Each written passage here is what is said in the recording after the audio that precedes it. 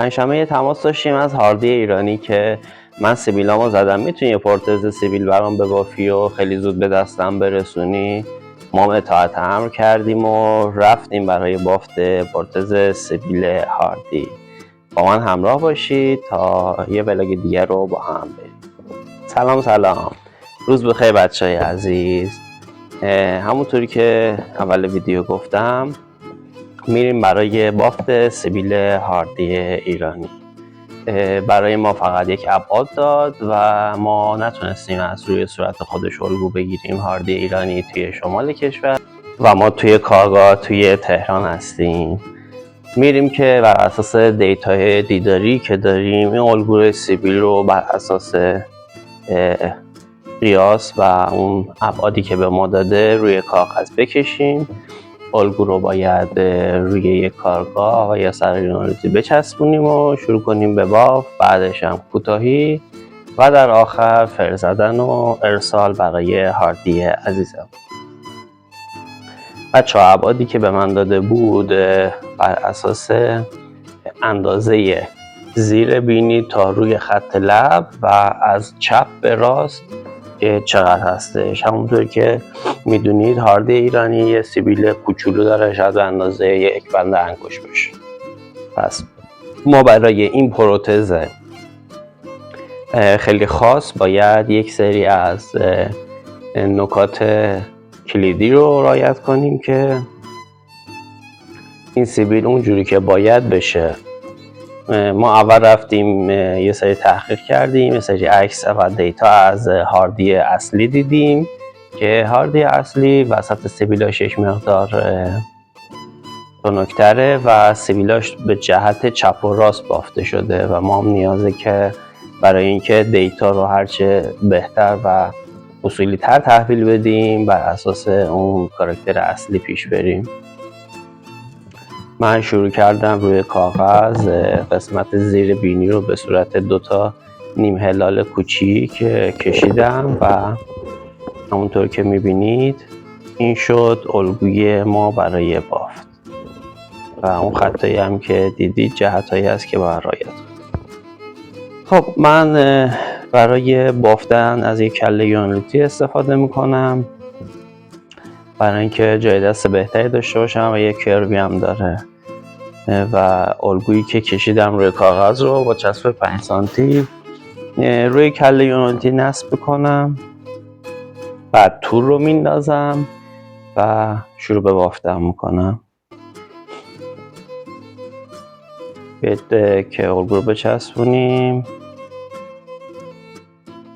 جنس کله یونالیتی من جوریه که میکنم نمیچسبه چسب من و فکر میکنم که اذیت کنه توی بافت منو. و بذارید ببینم از آقای اردستانی کمک میگم. آقای اردستانی این چسبه نمیچسبه روی کله یونالیتی، چیکارش کنیم؟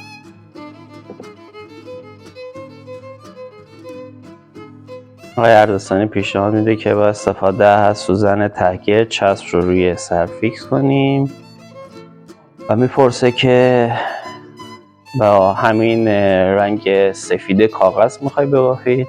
بچه ها نکته که آقای اردستانی داره میگه رنگ سفید کاغذ باعث میشه که یه خورده چشم سخت‌تر سوراخ‌ها و اون خونه‌های 6 ضلعی تور رو ببینه و اصولا از رنگ آبی و یا سبز برای بیس استفاده میشه که تور راحت‌تر دیده بشه و چشم اذیت نشه.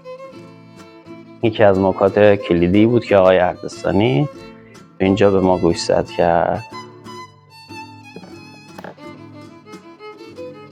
و راجع به تور هم آقای اردستانی گفتن که تور اگه تور اصلی باشه، چون تورهای مختلفی توی برندهای مختلف وجود داره با میزان کیسانی ایستایی مختلف و خونه ها به شکل‌های مختلف و ریز و درشت، ولی ما از تور اصلی کرولاین، توری که برای مختص بافت هست، استفاده میکنیم تا اون میزان ایستایی و مقاومت تور رو داشته باشیم. هاردی ایرانی عزیز ما دسترسی بهش نداریم که بخوایم براش دوباره ببافیم و 2 تا یا 3 تا پرتز داشته باشیم، پس یک کار با کیفیت بهش تحویل میدیم که این مدتی که داره ازش استفاده میکنه از ما راضی باشه و به اندازه‌ای که میشه ازش استفاده کنیم. خب بچه‌ها، برای نصب تور روی الگو 2 تا گزینه وجود داره. یکی این که تور رو بچرخونیم که به ما زاویه 8 رو بده بخوایم ببافیم و تار موها رو گره بزنیم، و یا ما بتونیم تور رو صاف باید به نصب کنیم ببافیم و با استفاده از انبر فر توی فر زدن به جهت‌های چپ و راست فر بزنیم. پیشنهاد آقای اردستانی اینه که صاف اگر ببافیم دیتای بهتری میده و مقاومت ایستایی و نصبش بهتره تا اینکه بخوایم توی جهت ببافیم. وقتی که صاف ببافیم با فر زدن میتونیم به جهت انتقالش بدیم. و یک نکته دیگه آقای اردستانی میگه که هم فر زدن و هم از پایین یک رج از بیرون تر شروع کن و وقتی که میای بالا یک رج رو خالی بذار، یک حالت شیبیدار رو به بالا بباف و در یک خط صاف بافته نشه. این هم نکته فوت کوزه‌گری آقای اردستانی، استاد بزرگ ما، راجع به سیبیل هاردی عزیز ما. خب با سوزن دور تا دور سیبیل رو فیکس میکنیم که سیبیل بازی نکنه. کشش زیاد نمیدیم، ما نیاز به کشش زیادی نداریم، فقط تور فیکس بشه و شل نباشه که موقع بافت پاره نشه و اذیتمون نکنه برای گره زدن.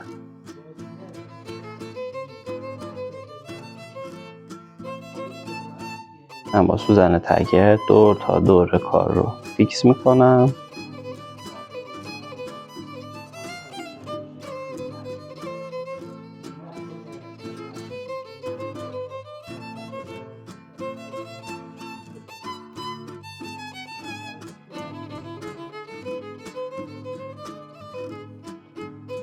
هر چقدر بیشتر سوزن تگت بزنید مطمئن میشید که موقع بافت اذیت نمیشید. همچنین هم الگوی ما سیبیل کوچیکیه و هم تور ما تور کوچیکیه، پس لازمه که تعداد زیادی سوزن بزنیم.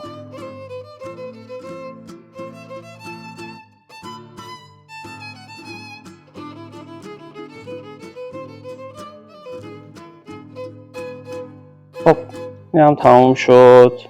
بیاید جلو تا بهتون نشون بدم. تور و الگوی نصب شده به این شکل و میریم که شروع کنیم بافت رو. من از موی مشکی استفاده کردم برای بافت، چون سیبیل هاردی یک سیبیل مشکیه، نه قهوه‌ای و نه سفید، تک رنگ مشکی باید ببافیم. و نکته بعدی که وجود داره برای این الگوی کوچیک و خیلی خاص اینه که ما نیازه که تقریبا همه خونه ها رو به صورت تکتار ببافیم. 2 دلیل داره، هم این که ما توی فضای کوچیک یک حجم موی خوب داشته باشیم و دلیل دوم این که نمیتونیم 2 تا 3 تار ببافیم چون که سیبیله و احتمال دیده شدن گره ها خیلی زیاده. ما به صورت تکتار و همه خونه ها رو باید ببافیم.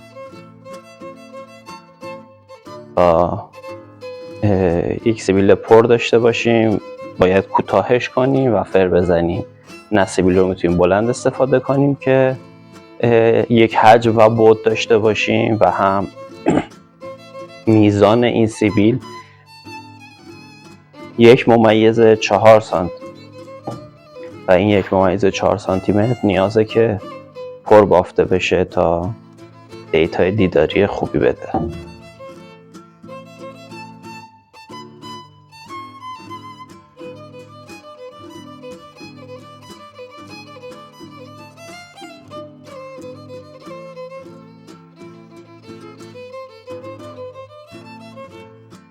از پایین شروع میکنیم و دونه بدونه خونه ها رو تکتار گره میزنیم و میایم بالا. بچه ها نکته بعدی، ما وقتی که به لبه زیر بینی هم برسیم نیاز به لبه کاری نداریم. ما ناچاریم تمام خونه ها و تمام اون خط الگو رو به صورت پار ببافیم.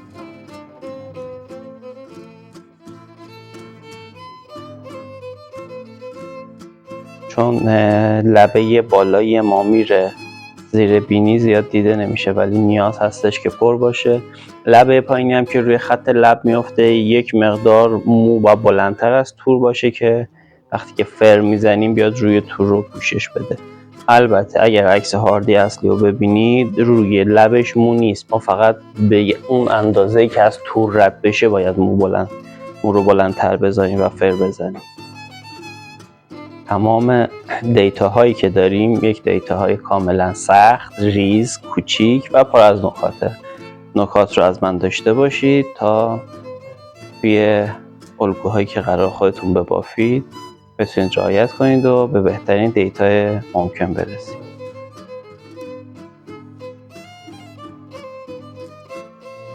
خب بچه ها، میگم که بیاید یه ذره از نزدیکتر بهتون نشون بدم. امیدوارم که بتونم با دوربین گوشیم بگیرم و کیفیت خوبی بده.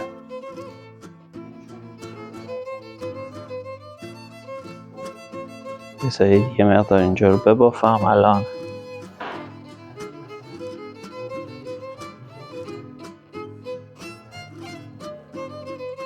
زاویه قاب دوربین و خودم رو تغییر میدم تا تسلط شما به دیدن الگو و تور بیشتر باشه، یه ذره کمتر منو ببینید.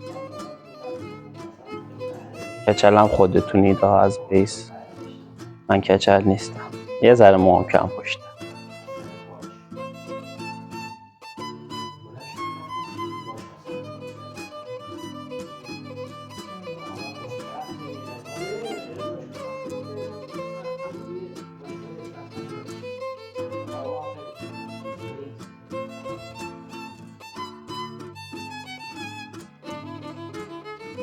یادم نرفته بچه ها، ولاگ بعدی یک پروژه سینمایی هستش که نقش اصلی پروژه ما کل صورتش سوخته و یک قطعه تمام صورت براش قراره بسازیم توی کارگاه، توی پیش تولید و بریم برای اجرا و انجام کار توی کشور لبنان.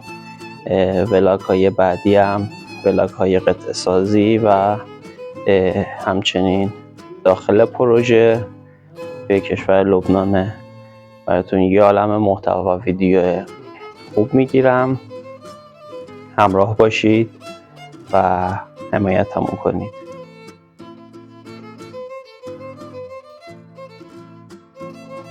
خب بریم برای زاویه بسته تر که شما بهتر ببینید.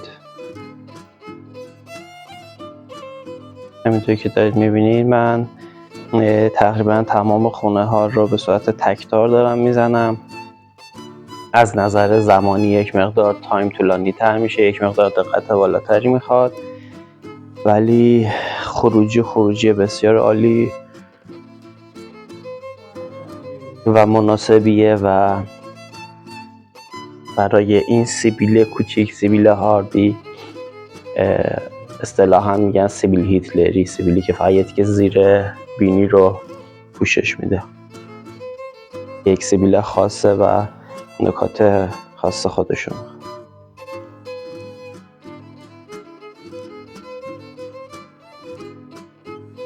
دیگه فکر میکنم از نظر زمانی خود زمان بر بشه اگر قرار باشه شما وایسید و من تمام این سیبیل رو ببافم و برای شما ویدیو بگیرم. من سعی میکنم که خلاصه تر باشه. شما تقریبا من توی ولاگ های قبلی بافت سیبیل رو بهتون نشون دادم، براتون ویدیو گرفتم و شما یه سری از نکات رو توی بافت اونجا بلدید و این هم قسمت تکمیلی و پر از نکته بافت سیبیل.